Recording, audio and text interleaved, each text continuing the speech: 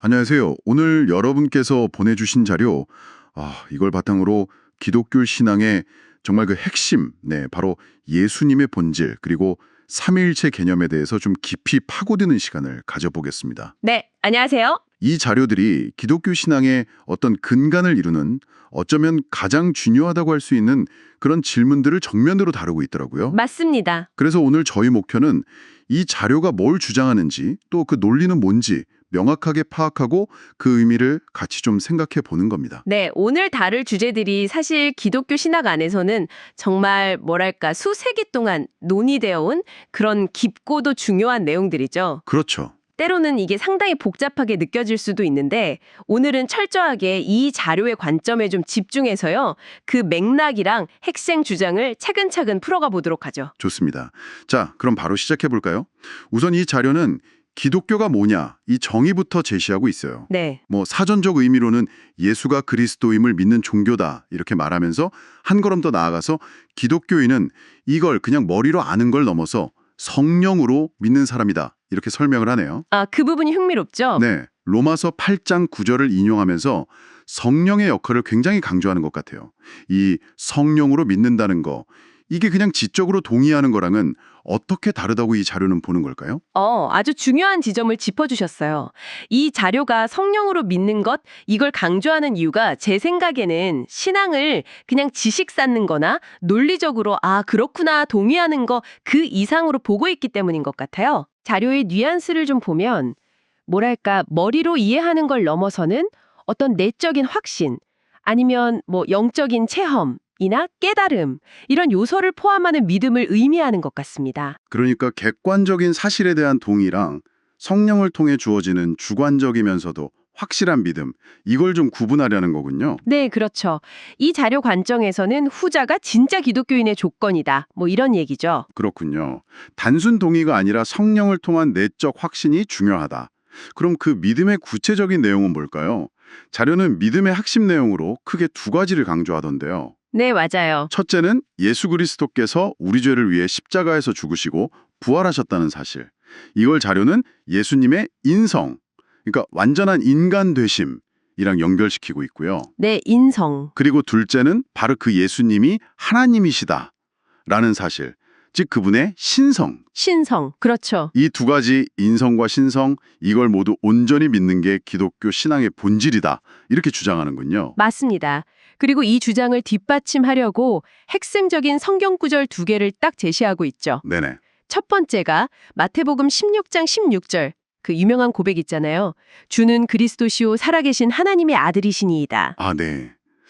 여기서 하나님의 아들. 그렇죠. 하나님의 아들이란 표현이 나오고 두 번째는 요한복음 20장 28절로 보이는 구절인데요. 부활하신 예수를 만난 도마의 고백. 도마. 네. 나의 주님이시요 나의 하나님이시니이다. 자료 원문에는 이게 요한복음 10장 28절로 돼 있었는데 인용된 내용 나의 주, 나의 하나님 이거는 명백히 20장 28절 도마 고백이 맞습니다.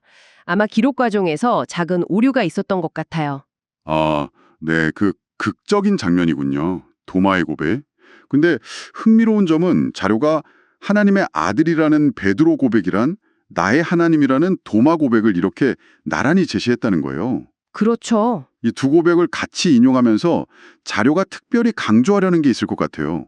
그냥 훌륭한 분이나 특별한 존재, 이걸 넘어서는 의미겠죠. 정확합니다.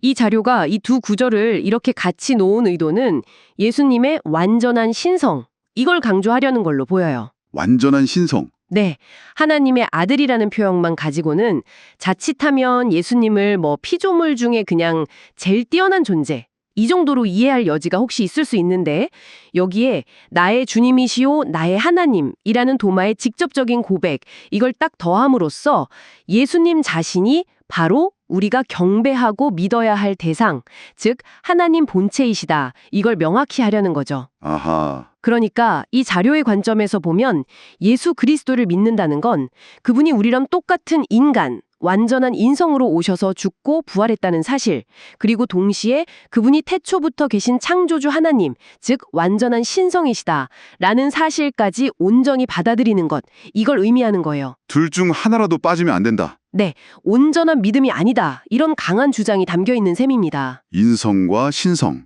이 두 가지 완전한 본성을 다 믿는 게 핵심이다. 와, 근데 여기서부터 이야기가 더 깊어지네요. 네, 그렇죠. 이 자료가 현재 일부 기독교인들의 신앙 형태에 대해서 어떤 좀 심각한 우려, 이걸 표명하고 있어요. 예수님을 구원자로서는 믿는데 그분이 바로 하나님이시라는 사실에 대해서는 온전히 증언하거나 그 의미를 깊이 받아들이지 못하는 경향이 있다. 뭐 이런 지적입니다. 그렇습니다. 자료가 상당히 직설적으로 표현해요. 하나님의 아들로서의 예수를 믿지만 정작 그가 하나님이신 것을 증언하지 못하는 것이 문제이지요. 이렇게요. 꽤 강하게 말하네요. 네, 이건 뭐냐면 예수님의 역할, 그러니까 우리를 구원하시는 구세주로서의 기능, 인성과 관련된 사역이죠, 이건. 인정하고 받아들이는데 그분의 근본적인 존재, 즉 하나님으로서의 정체성, 신성에 대해서는 그 중요성을 좀 간과하거나 아니면 다른 방식으로 이해하고 있을 수 있다. 이런 문제제기인 거죠. 어쩌면 신성에 대한 믿음이 부족하거나 아니면 그 신성이 구체적으로 뭘 의미하는지에 대한 이해가 좀 피상적일 수 있다. 이런 경고로 읽힙니다. 그리고 이 자료는 이런 상태가 그냥 뭐 신학적인 견해 차이? 이 정도로 끝나는 게 아니고 실제 신앙생활에 있어서 심각한 왜곡을 가져올 수 있다고 경고하는 것 같아요. 네, 맞아요. 그 문장 있잖아요. 아들 예수 그리스도를 믿고 구원도 얻고 율법을 주신 여호와 하나님 아버지도 열심히 섬겨 세성복도 받고자 하는 이상한 기독교로 전락된 것 아닌지 염려가 되는군요. 여기서 그런 우려가 강하게 느껴져요. 그렇죠. 마치 구원은 예수님한테 구하고 이 땅에서의 성공이나 번영 같은 세상복은 아버지 하나님께 따로 구하는 식의 이원론적인 신앙 형태, 이게 나타날 수 있다는 지적 같아요. 네. 근데 이게 왜 이상한 기독교라고까지 표현될 정도로 문제라고 보는 걸까요? 바로 이 부분이 이 자료의 핵심적인 문제의식이라고 할 수 있습니다. 자료의 관점에서 볼 때 예수님의 완전한 신성을 온전히 인정하고 고백하는 믿음은요, 단순히 교리 이해가 부족하다, 이걸 넘어서서 하나님을 올바로 이해하지 못하게 만들고 결과적으로 신앙의 본질 자체를 왜곡시킬 수 있다는 거예요. 아, 그렇게까지. 네, 만약에 예수님이 하나님 자신이 아니라면 기독교는 다신론적인 형태가 되거나 아버지 하나님과 아들 하나님이라는 별개의 신적 존재를 섬기게 되니까요. 아니면 예수님을 하나님보다 낮은 존재로 격화시키는 결과를 낳게 되죠. 자료가 이상한 기독교라고 표현한 건 바로 이런 신학적 실천적인 왜곡 가능성을 지적하는 겁니다. 즉, 예수님의 신성에 대한 이해는 구원관뿐만 아니라 기도, 예배, 삶의 방식 등등 신앙의 모든 영역에 영향을 미치는 근본적인 문제다. 이런 인식이죠. 그렇군요. 예수님이 누구신지에 대한 이해가 흔들리면 우리가 믿는 하나님이 누구신지에 대한 이해 자체가 흔들리고 결국 신앙 전체가 잘못된 방향으로 갈 수 있다. 이런 강력한 경고인 셈이에요. 와, 예수님의 신성에 대한 완전한 이해와 믿음. 이게 그만큼 기독교 신앙의 근간을 이루는 핵심 중의 핵심이다. 이걸 정말 강하게 주장하고 있네요. 네. 분리된 신앙이 아니라 통합된 이해가 중요하다. 네, 알겠습니다. 자, 그럼 이 문제의식하고 연결해서 다음 주제인 삼위일체 설명으로 넘어가 보죠. 네, 삼위일체. 기독교 신학에서 가장 설명하기 어렵고 신비로운 교리 중 하나잖아요. 그런데 자료는 이 복잡한 개념을 놀랍도록 간결하게 요약하고 있더라고요. 네, 그렇습니다. 자료는 삼위일체를 존재로서의 셋, 삼위, 그리고 본질로서의 하나, 일체, 이 두 가지 측면으로 정의합니다. 존재로서의 셋, 본질로서의 하나? 네, 좀 더 풀어서 설명하면 절대 합쳐질 수 없는 독립된 인격으로서의 존재하는 성부, 성자, 성령 하나님, 삼위 이렇게 먼저 설명을 해요. 절대 합쳐질 수 없는 독립된 인격. 네, 이건 아버지 하나님, 아들 하나님, 즉 예수 그리스도, 그리고 성령 하나님이 서로 구별되는 고유한 인격, 위격, person을 가지신다는 의미입니다. 세 분은 역할이나 관계성에서 뚜렷이 구별된다는 거죠. 절대 합쳐질 수 없다. 독립된 인격, 이 표현이 상당히 단호하게 들리네요. 세 위격의 개별성과 독립성을 아주 강하게 강조하는 것 같아요. 맞아요. 그런데 동시에 이 세 분이 어떻게 하나, 일체가 될 수 있다는 걸까요? 그게 참 어렵죠. 바로 그 점이 삼위일체 교리의 핵심이고 또 신비입니다. 자료는 이어서 동일하신 한 하나님의 속성을 공유하신 하나님, 일체 이렇게 설명을 해요. 아, 동일한 하나님의 속성. 네. 즉, 성부, 성자, 성령은 비록 구별되는 세 인격이지만 신성, 그러니까 뭐 전지전능함, 영원함, 거룩함 같은 하나님의 본질적인 속성에 있어서는 완전히 동일하며 하나의 신적 본질, 서브스텐스를 공유하신다. 이런 의미입니다. 아하. 따라서 세 분 하나님이 아니라 본질적으로는 한 분 하나님이시다라는 거죠. 세 분의 인격, 삼위과 한 분의 본질, 일체.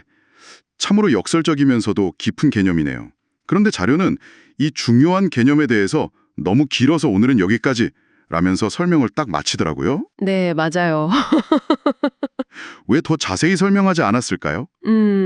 아마도 삼위일체 교리가 인간의 이성으로 완벽하게 설명하거나 이해하기에는 너무나 깊고 방대한 주제이기 때문일 겁니다. 그렇죠. 뭐 기독교 역사상 수많은 신학자들이 이 교리를 설명하려고 애썼지만 여전히 신비의 영역으로 남아있는 부분이 많죠.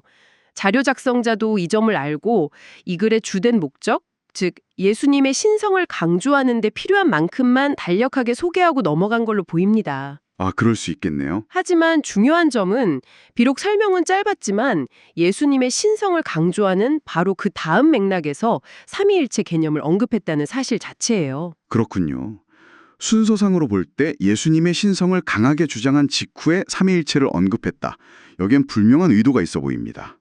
어떤 연결고리가 있는 걸까요? 삼위일체 교리는요, 예수님이 어떻게 완전한 인간이시면서 동시에 완전한 하나님이실 수 있는지, 그리고 아버지 하나님과는 어떻게 구별되면서도 동시에 본질적으로 하나이신지를 설명하는 핵심적인 신학적 틀 제공합니다. 아, 틀을 제공한다? 예.